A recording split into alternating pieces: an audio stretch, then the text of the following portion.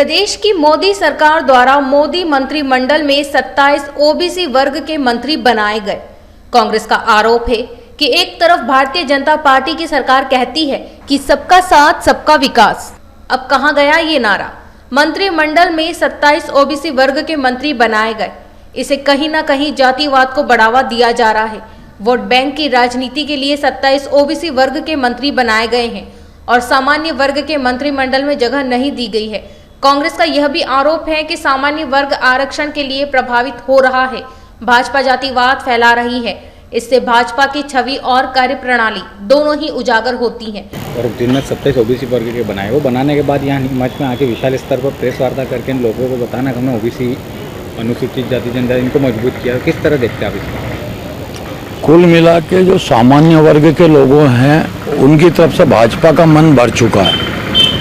भाजपा पहले कभी कहती थी कि हम सामान्य जाति वालों के लिए ये पार्टी है, परंतु जो 27 ओबीसी मंत्री जो बनाए हैं और ओबीसी वर्ग और पिछड़े वर्ग को वो अगर कोई प्रबोलन देते हैं या नौकरियां देते हैं तो ऐसा कुछ लगता नहीं कि ओबीसी का भी भला हो रहा, पिछड़े वर्ग का भी भला हो रहा हैगा।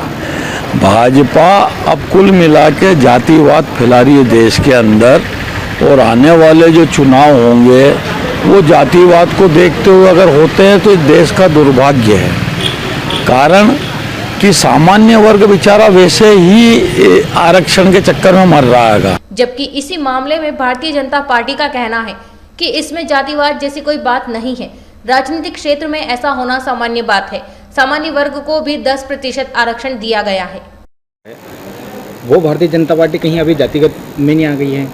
27 मंत्री बनाए ओबीसी के और उसके लिए स्पेशल प्रेस कॉन्फ्रेंस करना, देखिए जातिगत नहीं छलक रहा कहीं ना कहीं? देखिए इसमें क्या है, जातिगत आई नहीं है, लेकिन बहुत बार जो इस प्रकार के दल हैं जो कहीं न कहीं नीचे तक जाकर और लोगों को गुमराह करते हैं, इसलिए भी कहीं न कहीं एक राजनीतिक दल होने के नाते, एक वैचारिक दल होने के नाते इस प्रकार की गतिविधियां आवश्यक होती है और राजनीतिक क्षेत्र में करना पड़ती है। सामान्य वर्ग के लिए भारतीय जनता पार्टी और क्या जैसा कि 10% आरक्षण लागू किया है, ऐसे और क्या?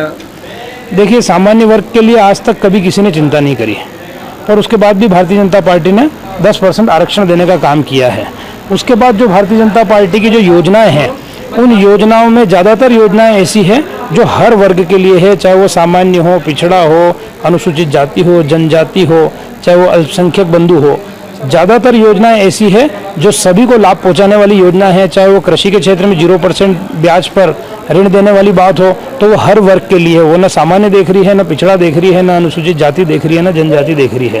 तो ज़्यादातर योजनाएं इस प्रकार की बनाई गई है कि वो जो वंचित वर्ग है, जो पीड़ित वर्ग है, जो उसको आवश्यकमंद जो व्यक्ति है, उसको उसका लाभ मिल पाए।